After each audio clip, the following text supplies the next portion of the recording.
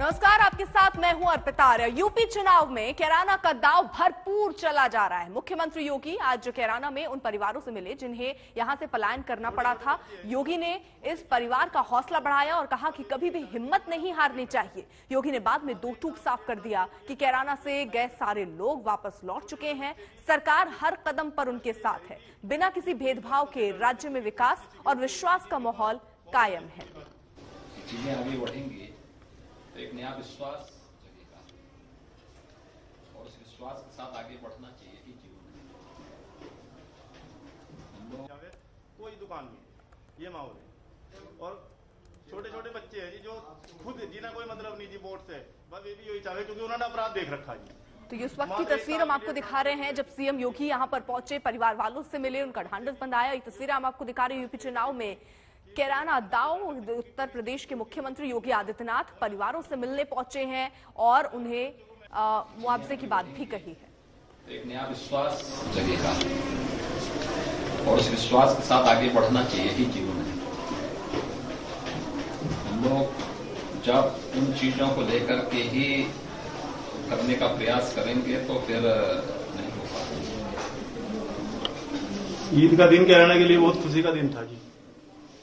जब ईद पर महाराज जी हमारी तो बस यही प्रार्थना है सरकार आ जावे जी, एक कोमा में चले जाएंगे जी बस अपराधी 100%। इन्हें 20-30 साल सांस नहीं आने का जी, एक बार सरकार आ जावे, यही प्रार्थना है जी। सब छोटे छोटे बच्चों की यही प्रार्थना है। अरे आप चिंता मत करो। हमारे पे एक ही चीज है जी, वोट सूरत से भी डालने हमें बताया जी, सूरत से डाल लिया। इनका भाई है जी सूरत में रहे जी, भाई अभी उसका कहना, मेरी अभी भी बात हुई थी जी 10 मिनट पहले, कहने लगा एक बार महाराज जी को और बिठा दो, कैराना ही बहुत बड़ा बिजनेस है जी।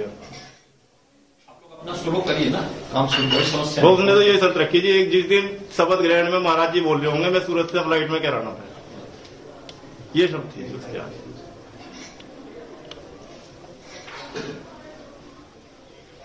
आप लोग भी अपना शुरू करिए यहाँ पे, ठीक है? हिम्मत से काम लीजिए।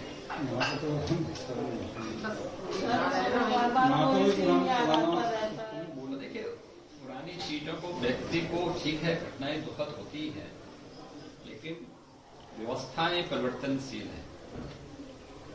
हमेशा दुखद घटना को भुलाना चाहिए और नई चीजों को आगे बढ़ाना चाहिए। चीजें आगे बढ़ेंगी तो एक नया विश्वास जगेगा और उस विश्वास के साथ आगे बढ़ना चाहिए कि जीवन में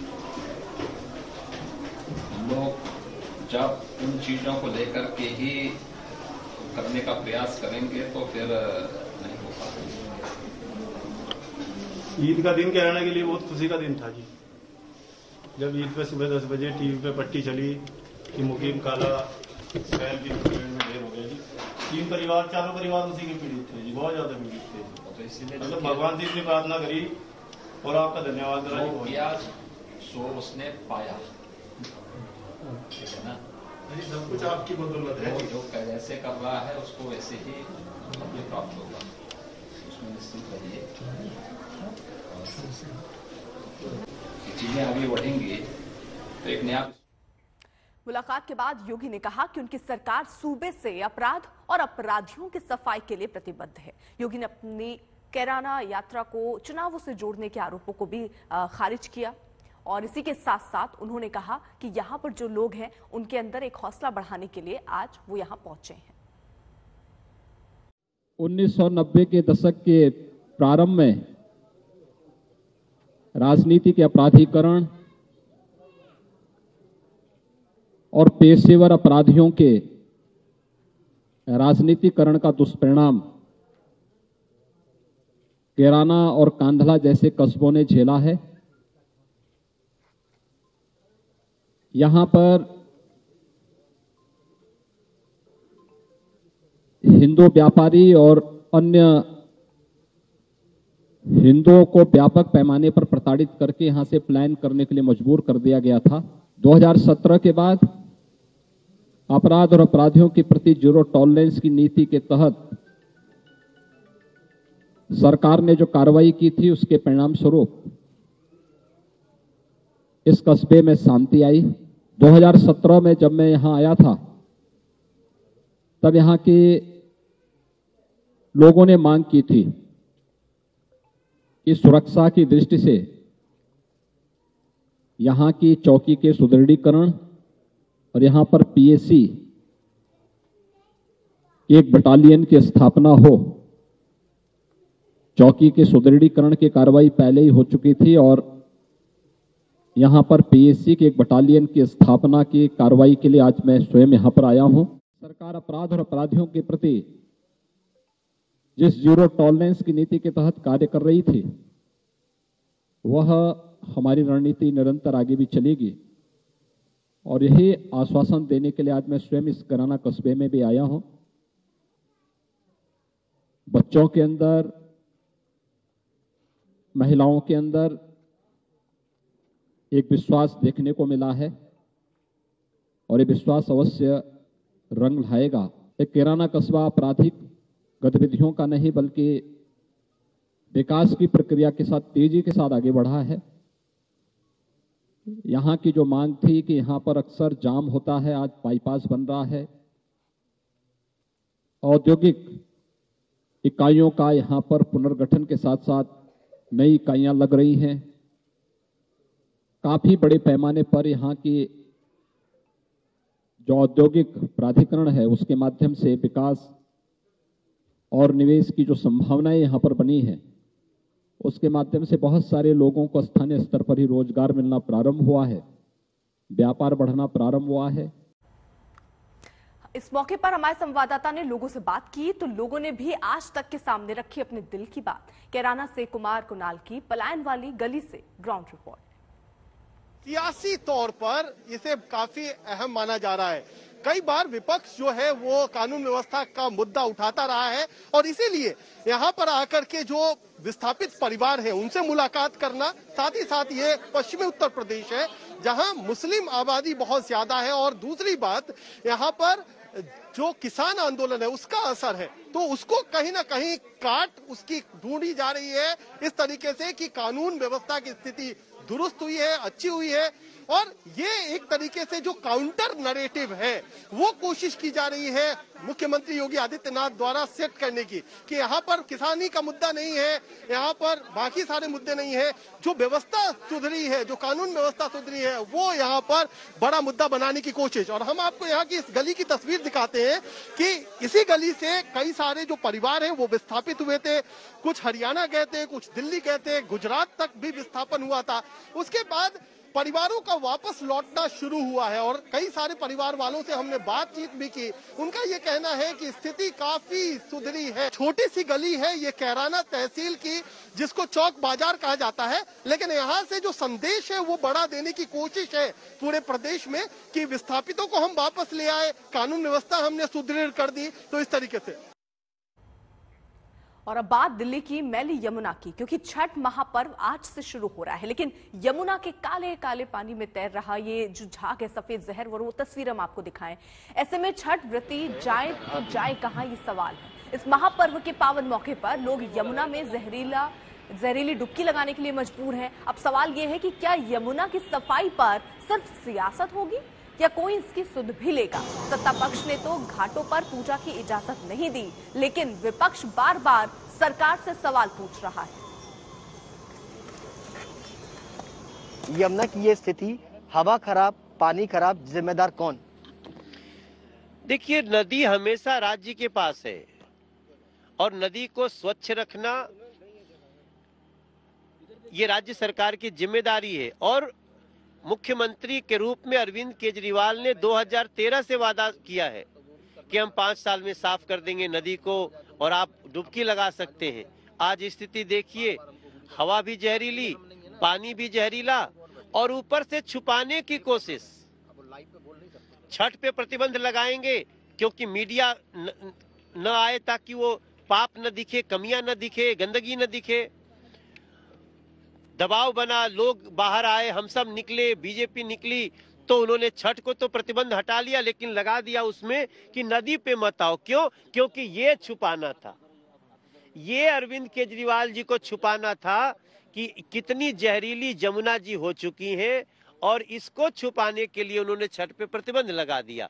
ये तो धन्यवाद, मैं आज तक को धन्यवाद करता हूँ, मीडिया को धन्यवाद करता हूँ कि आप लोगों ने इस दृश्य को दिखाया। और ये देखिए, ये क्या है, ये क्या है?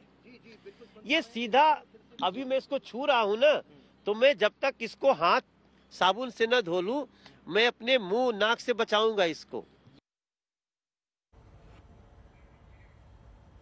तो सफेद जहर की ये तस्वीर जरा हम आपको दिखा दें। देखिए पूरी यमुना इसी में डूबी सी नजर आ रही है। सफेद चादर आपको नजर आ रही होगी, लेकिन ये प्रदूषण है जो अब यमुना में नजर आ रहा है। सफेद चादर से यमुना किस तरीके से लबालब भरी हुई, आखिरकार इसका जिम्मेदार कौन है, ये एक बड़ा सवाल है। लेकिन इसको, इन परिस्थितियों को सुधारने से पहले लोग सियासत कर रहे हैं। किस तरीके से सियासत हो रही, सुनिए जरा। कोई भी राजनीति हमारे त्योहारों के बीच में ना आए। दिल्ली के मुख्यमंत्री, जिनको पूर्वांचल के भाइयों बहनों ने इतनी ज्यादा संख्या में वोट दिया, उनको मुख्यमंत्री बनाया, आज वो उन्हीं का त्योहार मनाने के लिए मना करते हैं। उनको चाहिए था कि यहाँ दिल्ली सरकार का पूरा प्रशासन आ जाता और वो सारी व्यवस्था करता। हमको ये काम करने की जरूरत नहीं पड़ती, क्योंकि वो चाहते हैं कि त्योहार ना हो। भाजपा न पहले छठ पूजा कराती थी और न आज भाजपा को छठ पूजा से कोई लेना देना है। प्रवेश वर्मा जो कभी जमुना घाट पे छठ पूजा जब होती थी तो नहीं आए, आज अगर वहां पहुंचे हैं तो मुझे लगता है एलजी साहब का रास्ता तो जानते हैं कि एलजी साहब का घर किधर है। हरियाणा में सरकार उनकी है, हरियाणा से हर साल पानी छोड़ा जाता था, इस बार नहीं छोड़ा गया। वहां पर पूजा ना हो इसका प्रतिबंध एलजी साहब ने लगाया। तो मुझे लगता है कि ये जो दिल्ली के अंदर छठ पूजा 1000 जगहों पर हो रही है, इससे मुझे लगता है भाजपा को दर्द है। सुशांत हमारे साथ, हमारे सहयोगी इस वक्त जुड़ चुके हैं। सुशांत, एक दूसरे पर आरोप प्रत्यारोप लग रहे हैं, लेकिन बड़ा सवाल तो यही है कि जिम्मेदार कौन है और ये परिस्थितियां सुधरेंगी कैसे?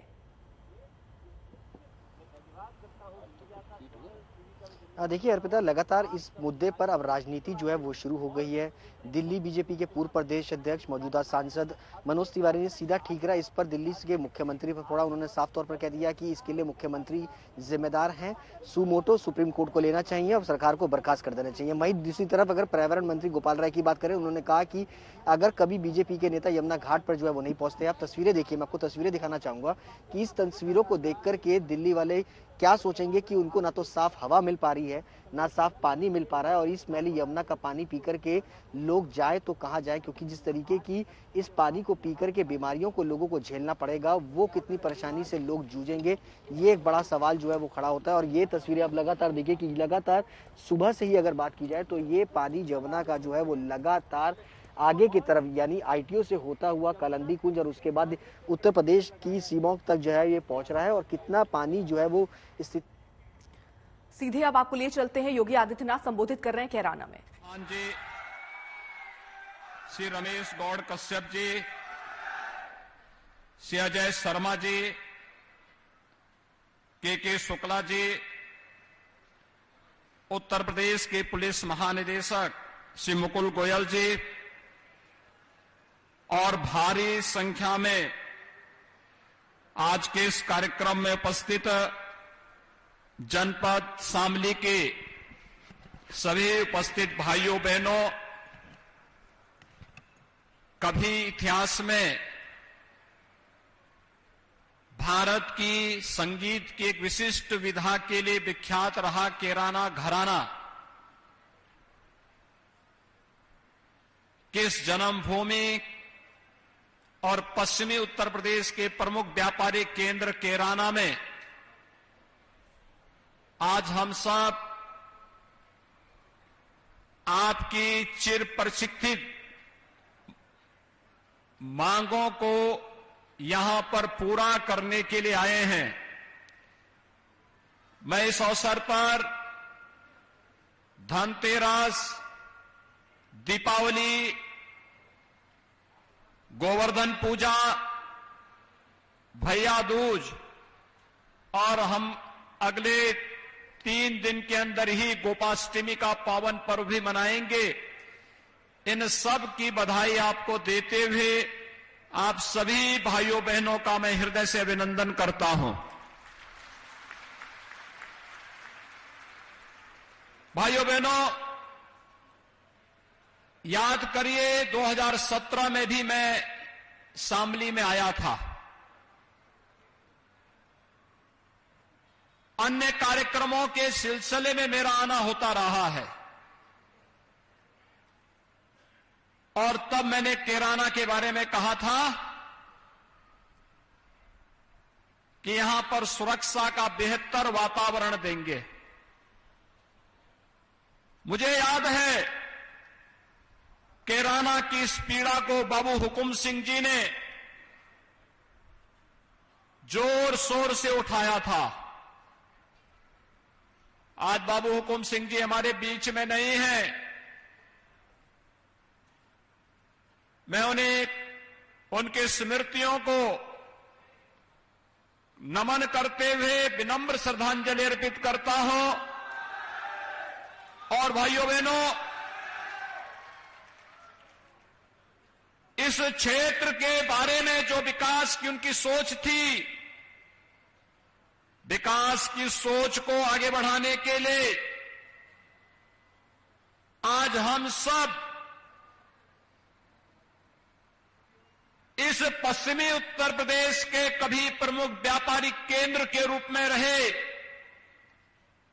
इस कैराना कस्बे में ढेर सारी परियोजनाओं के साथ आए हैं। याद करिए 2017-18 में यहां के नागरिकों ने, यहां की बहनों ने, यहां की बेटियों ने, यहां के प्रमुख व्यापारी और उद्योगपतियों ने एक मांग की थी कि यहां पर पुलिस चौकी का सुदृढ़ीकरण होना चाहिए। हम लोग उस कार्य को पहले ही कर चुके हैं। हमारे जनप्रतिनिधि बराबर इस बात को कहते थे कि यहां पर पीएससी का एक बटालियन होना चाहिए। और भाइयों बहनों, 250 करोड़ रुपए की लागत से पीएससी की इस बटालियन का आधारशिला रखने के लिए आज मैं यहां पर आया हूं। 1278 पीएससी के जवान रहेंगे यहां पर।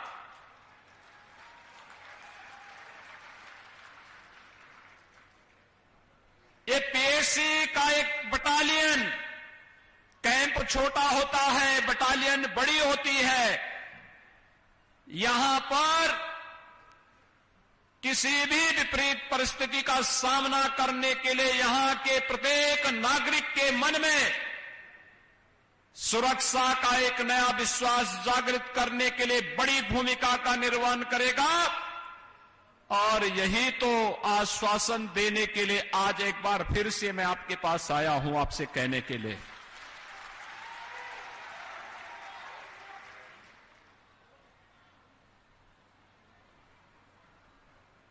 मुजफ्फरनगर का दंगा रहा हो या फिर कैराना का पलायन, ये हमारे लिए राजनीतिक मुद्दा नहीं, बल्कि प्रदेश और देश के आन मान और शान पर आने वाली आंच का मुद्दा रहा है। और हम लोग जब सत्ता में नहीं थे तब भी हम लोग कहते थे कि इस प्रकार की कायराना हरकतों को हम स्वीकार नहीं करेंगे। और सत्ता में आए तो अपराध और अपराधियों के प्रति जीरो टॉलरेंस की नीति के तहत कार्य प्रारंभ हुआ। कभी कैराना कस्बे में यहां के व्यापारी और यहां के नागरिकों को प्लान करने के लिए मजबूर करने वाले अपराधी आपने विगत 4.5 वर्ष के अंदर देखा होगा, स्वयं प्लान करने के लिए मजबूर हो गए। किसी अपराधी और किसी माफिया की हैसियत नहीं कि वो सिर उठा करके सड़कों पर चल सके। धमकी की बात तो दूर, वह सड़कों पर चल सके। और अगर किसी ने दुस्साहस किया,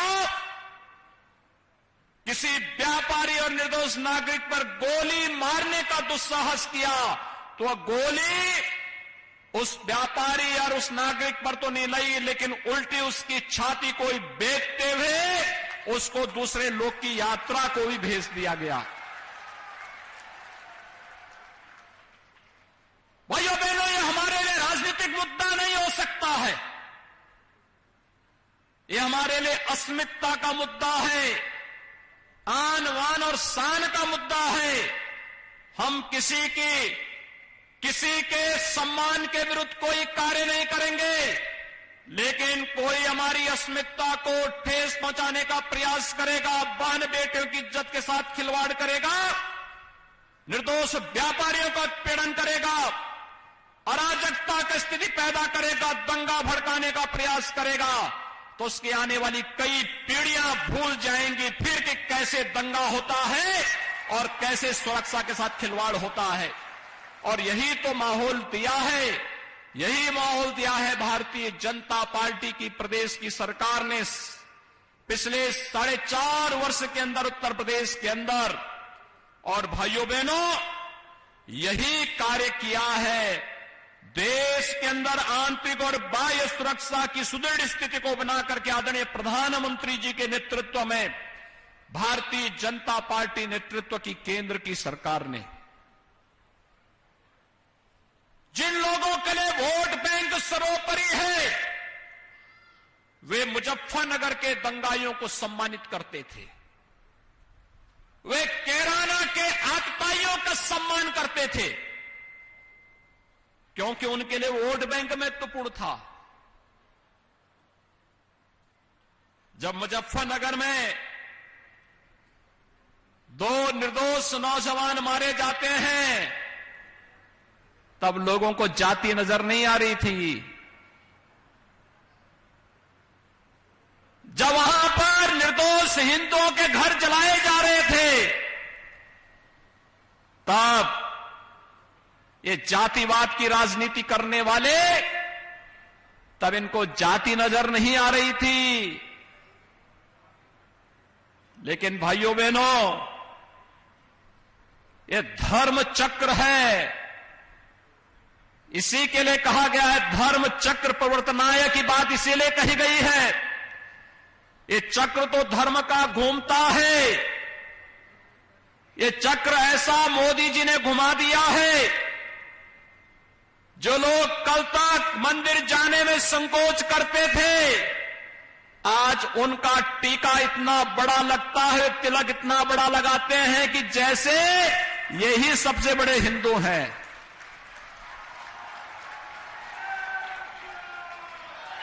यह आपकी एकता की ताकत है, और आपकी इस एकता की ताकत का एहसास कराने के लिए आए हैं। आपने 2014 में मोदी जी पर विश्वास किया, मोदी जी ने देश के अंदर सुरक्षा का बेहतर वातावरण दिया। अब बात मेघालय के राज्यपाल सत्यपाल मलिक की, जिन्होंने एक बार फिर किसान आंदोलन के पक्ष में सख्त बयान दिया। उन्होंने यहां तक कहा कि उन्हें राज्यपाल बनाने वाले कहेंगे तो एक क्षण में इस्तीफा दे दूंगा। मैं इस बात से बहुत आहत हूँ। हमारे 600 लोग मरे, उस पर कोई नहीं बोला। मैं तो प्रधानमंत्री जी से मिलने गया तो मैंने उनको कहा ना तो इन सिखों को हराया जा सकता और ना इन जाटों को हराया जा सकता। आज आप ताकत में हो, घमंड में सब कर रहे हो, लेकिन आपको ये पता नहीं इसके क्या क्या नतीजे हो सकते हैं। वो जिस दिन मुझे कह देंगे कि हमें दिक्कतें छोड़ दो, मैं एक भी मिनट नहीं लगाऊंगा। और पिछले कुछ समय से अपने विस्फोटक बयानों के लिए चर्चित मेघालय के राज्यपाल सत्यपाल मलिक ने किसान आंदोलन पर एक बार फिर से केंद्र सरकार पर निशाना साधा है। देश में इतना बड़ा आंदोलन आज तक नहीं चला है, जिसमें 600 लोग शहीद हो गए। कुतिया भी मरती है तो दिल्ली के नेताओं का शोक संदेश जाता है, लेकिन 600 किसानों का प्रस्ताव लोकसभा में पास नहीं हुआ। जयपुर में आयोजित ग्लोबल जाट सम्मेलन में सत्यपाल मलिक ने कहा कि वो किसान आंदोलन के मुद्दे पर प्रधानमंत्री नरेंद्र मोदी से भी मिले थे।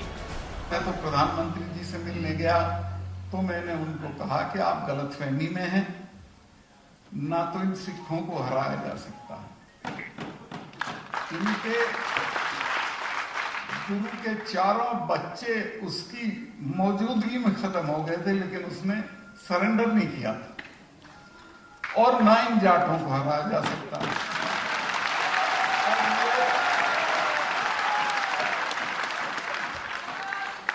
आप ये सोचते हो कि ऐसे ही चले जाएंगे, इनको कुछ ले दे के भेज दो और दो काम मत करना। एक तो इन पे बल प्रयोग मत करना। आज आप देख रहे होंगे इस शामली बिजली के लिए तरसता था। 800 करोड़ रुपए की लागत से एक सब स्टेशन हम लोगों ने आपके शामली जनपद को ही दिया है। भाइयों बहनों, उपचार के लिए पहले शामली के लोग 2017 के पहले दिल्ली जाते थे और कोरोना कालखंड में मैंने देखा है यहां के जिला प्रशासन ने स्वास्थ्य विभाग के साथ मिलकर के इतनी बेहतरीन व्यवस्था दी कि दिल्ली के लोगों को उपचार कराने के लिए शामली आना पड़ा था।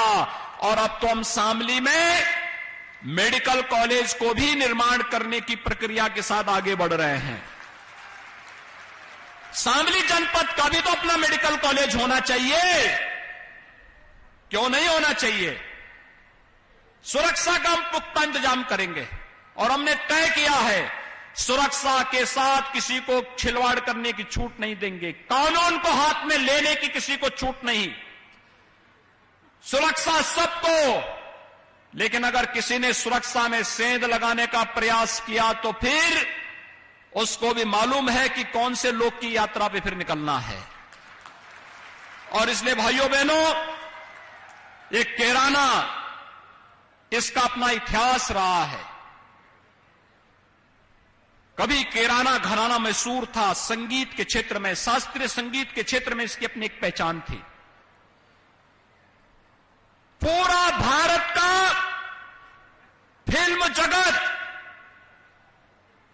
अगर उत्तर प्रदेश के किसी एक अन्य कस्बे के प्रति उनके मन में एक आत्मीय लगाव था तो भाइयों बहनों उसमें से कैराना भी एक महत्वपूर्ण जगह थी।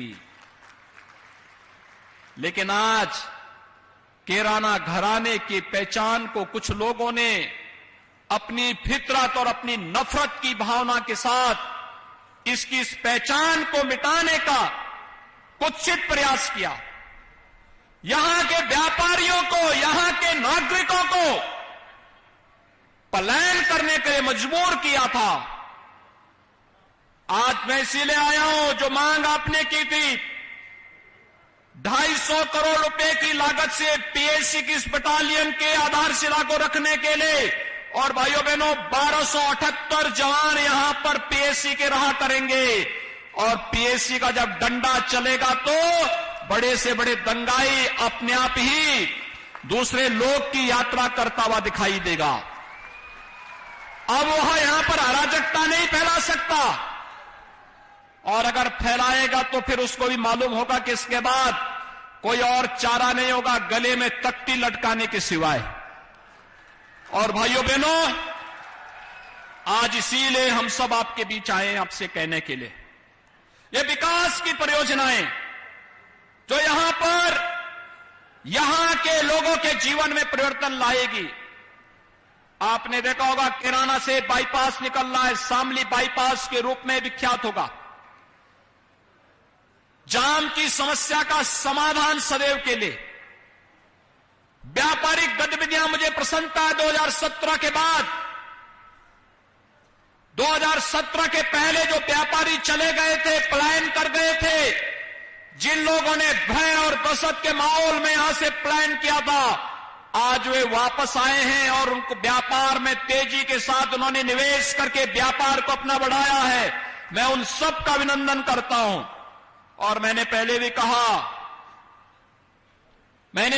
इस बारे में कहा है, प्रशासन से मैंने कहा है, जिन व्यापारियों के घरों में जनहानि और धनहानि उन आतताइयों ने की है, इस पर तो कार्रवाई कुछ पे हुई है।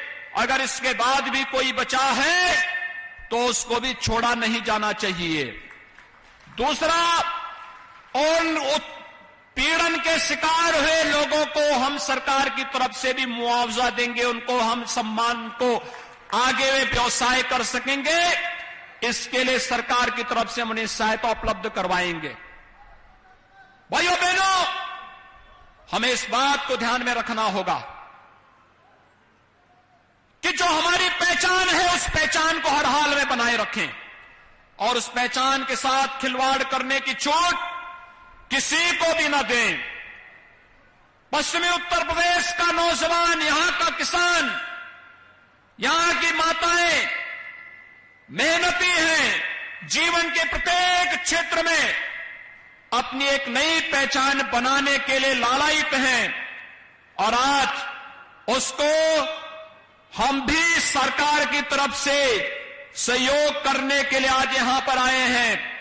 जिन भी लोगों ने यहां पर कैराना को, जो कभी भारत के शास्त्रीय संगीत का एक केंद्र बिंदु हुआ करता था, भारतीय संगीत का एक केंद्र बिंदु हुआ करता था और इस पश्चिमी उत्तर प्रदेश का प्रमुख व्यापारिक केंद्र, जिन लोगों ने भी इस केंद्र को उजाड़ने का दुस्साहस किया है, मारीच और सुबाहों की तरह उनकी दुर्गति हुई है और मारीच और सुबाहों की तरह ही उनको आने वाले समय में इसी दुर्गति का शिकार भी होना पड़ेगा, इसमें कोई संदेह नहीं होना चाहिए।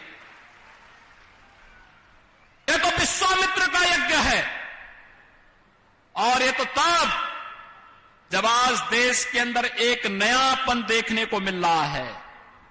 भाइयों बहनों, आपने देखा होगा केंद्र में मोदी जी के आने के बाद कश्मीर में धारा 370 कैसे समाप्त हो गई, हमेशा के लिए समाप्त हो गई।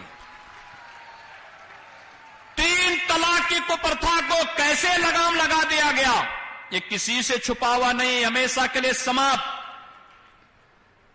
और यही नहीं, अब तो अयोध्या में भगवान राम का भव्य मंदिर के निर्माण का कार्य भी प्रारंभ हो चुका है। अब तो किसी को संदेह रहना ही नहीं चाहिए। भव्य मंदिर के निर्माण का कार्य अयोध्या में, जो लोग अयोध्या में भगवान राम का भव्य मंदिर नहीं चाहते थे, जो लोग कश्मीर में धारा 370 को समाप्त करने का विरोध करते थे, भाइयों बहनों, ये लोग कब खुश होते हैं? जब मुजफ्फरनगर में दंगा होता है, जब कैराना से पलायन होता है और जब अफगानिस्तान में तालिबान का शासन होता है, तब इनके नारे लगते हैं। लेकिन तालिबानीकरण कतई हम स्वीकार नहीं होने देंगे और जो भी तालिबान का समर्थन उत्तर प्रदेश की धरती पर करेगा, सख्ती के साथ उसे निपटने का कार्य भी सरकार करेगी। ये तालिबानी मानसिकता नहीं स्वीकार होनी चाहिए, कतई नहीं होनी चाहिए। ये मध्य युग में समाज को ले जाने की कुत्सित चेष्टा है, जो बहन और बेटियों के जीवन को पूरी तरह नारकीय बनाता है, नागरिकों के मौलिक अधिकारों का हनन करता है और जो केवल और केवल एक मजहबी जुनून के साथ जीते हैं, वे लोग इस तालिबानी कुकृत्यों का समर्थन कर रहे हैं। इसको उत्तर प्रदेश की धरती में कतई स्वीकार नहीं करेंगे। और मैं एक बार फिर से आपको यही कहने के लिए आया हूं, उत्तर प्रदेश आज देश के यशस्वी प्रधानमंत्री मोदी जी के मार्गदर्शन में, उनके नेतृत्व में विकास, शांति और सौहार्द और समृद्धि के जिस मार्ग पर आगे बढ़ा है, हम सबको याद रखना होगा, ये तब बढ़ा है जब हमने जाति, क्षेत्र, भाषा, मत और मजहब से ऊपर उठ करके केवल राष्ट्र धर्म के आधार पर विकास और समृद्धि को महत्व दे करके जब हम लोगों ने इस दिशा में सोच प्रारंभ की, आज उसका परिणाम है गरीब को शासन की योजनाओं का लाभ मिल रहा है, बड़े बड़े विकास के प्रोजेक्ट आ रहे हैं। क्या न गांव, क्या गरीब, क्या किसान, क्या नौजवान, क्या महिलाएं, क्या समाज का हर तबके का व्यक्ति, हर एक व्यक्ति को शासन की सुविधाओं का लाभ मिल रहा है। और भाइयों बहनों, शासन की सुविधा के साथ साथ हर सभ्य समाज के नागरिक को, हर नागरिक को सुरक्षा की गारंटी भी सरकार दे रही है। हमने कहा हर व्यक्ति को सुरक्षा की गारंटी देंगे। लेकिन कानून को हाथ में लेने की छूट किसी को नहीं देंगे। और मैं धन्यवाद दूंगा अपने शामली के अपने सभी जनप्रतिनिधियों को, जिन्होंने मेहनत से यहां पर केंद्र और प्रदेश सरकार की योजनाओं को लाने में सफलता प्राप्त की है। आज भाइयों बहनों, चाहे वह माननीय सांसद श्री प्रदीप चौधरी जी हो, चाहे वह प्रदेश सरकार में मंत्री श्री सुरेश राणा जी हो, चाहे वह विधायक शामली श्री तेजेंद्र निर्वाल जी हो, चाहे वह विधान परिषद के माननीय सदस्य चौधरी वीरेंद्र सिंह जी हो, चाहे यहां पर हमारी पूर्व प्रत्याशी रही और बाबू हुकुम सिंह जी की सुपुत्री श्रीमती मृगांगा सिंह जी हो, चाहे वह यहां पर भारतीय जनता पार्टी के ही वरिष्ठ नेता श्री अनिल चौहान जी हो, चाहे वह श्री मनीष चौहान हो, या भारतीय जनता पार्टी के क्षेत्रीय अध्यक्ष श्री मोहित बेनीवाल हो, चाहे वह भारतीय जनता पार्टी के यहां के जिलाध्यक्ष सत्येंद्र तोमर हो, ये जितने भी लोग हैं, ये सभी लोग विकास के लिए, समृद्धि के लिए और प्रत्येक नागरिक के जीवन में खुशहाली के लिए कार्य करने के लिए निरंतर प्रयास करते हैं। भाइयों बहनों, जब सुरक्षा, समृद्धि और होगी तो खुशहाली स्वयं ही आएगी, और उसी खुशहाली के साथ आपके साथ सहभागी बनने के लिए आज मैं स्वयं भी प्रदेश अध्यक्ष जी के साथ में आपके बीच में यहां पर आया हूं। मैं इन सभी 425 करोड़ रुपए की लागत की परियोजनाओं की सौगात शामली जनपद को देते हुए कैराना में इस पीएसी बटालियन की आधारशिला रखते मुझे अत्यंत आनंद की अनुभूति हो रही है। ये दीपावली का उपहार है शामली जनपद के लिए, कैराना कस्बा वासियों के लिए। आप सबको ये मंगलमय हो।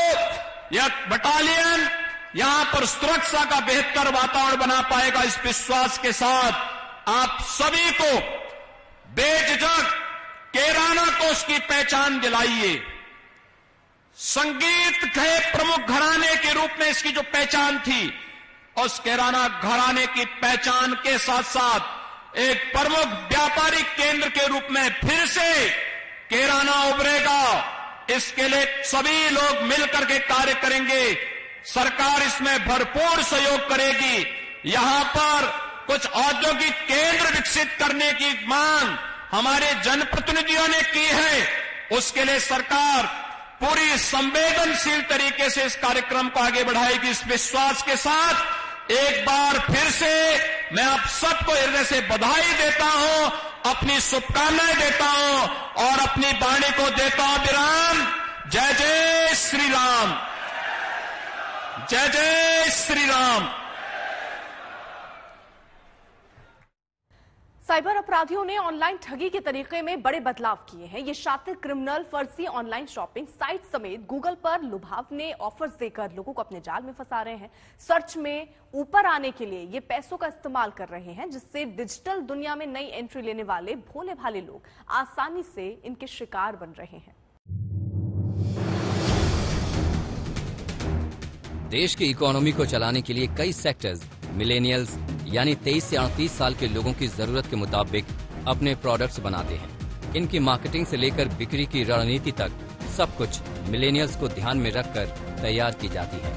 घर बेचने के लिए रियल एस्टेट सेक्टर इन पर निर्भर है, तो फिर कारों मोबाइल्स के भी बड़े खरीदार यही युवा हैं। कोरोना काल में कई सेक्टर्स की कमाई में आई कमी की वजह भी ये मिलेनियल्स ही हैं, क्योंकि इस दौरान इनकी भी आमदनी घटी है। अब हालात में तेजी से सुधार हो रहा है, लेकिन मिलेनियल्स को जिस तरह की वित्तीय आजादी की दरकार है, अभी उसे पाने का भरोसा इस जनरेशन में नहीं जागा है। अपनी फाइनेंशियल कंडीशन की कमजोरी की वजह से अब इंटरनेट युग में बढ़ी हुई ये आबादी लव मैरिज से भी किनारा कर रही है। दरअसल कोरोना काल और उसके कुछ पहले से ही लोगों की आमदनी में लगातार कमी आई है और घर चलाने का खर्च बढ़ रहा है। मिलेनियल्स के लिए लव मैरिज के मायने हैं कि उन्हें काफी बड़ा खर्चा करना होगा और घर गृहस्थी की जिम्मेदारी खुद उठाने जैसा मुश्किल काम करना होगा, जबकि अरेंज मैरिज में ज्यादातर जिम्मेदारियां शादी के बाद भी परिवार की वजह से निभाना आसान हो जाता है। इसी वजह से अब मिलेनियल्स परिवार के साथ के बिना शादीशुदा जिंदगी नहीं चलाना चाहते हैं। लव मैरिज ना करने की एक वजह है कि उतार चढ़ाव से भरी दुनिया में मिलेनियल्स अपने लिए स्थिरता की तलाश कर रहे हैं। कोरोना से पहले ही भारत की अर्थव्यवस्था में नौकरियों के मौके घटने लगे थे और 2019 में भारत में बेरोजगारी की दर 45 साल के उच्च स्तर पर पहुंच गई थी। अब बेहतर होते हालात में जिस हिसाब से देश की जीडीपी ग्रोथ में तेजी हो रही है, उस अनुपात में जॉब के मौके नहीं बढ़ रहे हैं। ऐसे में मिलेनियल सरकारी नौकरी, अरेंज मैरिज जैसी उम्मीदों के दम पर अपने जीवन में स्थिरता लाना चाहते हैं।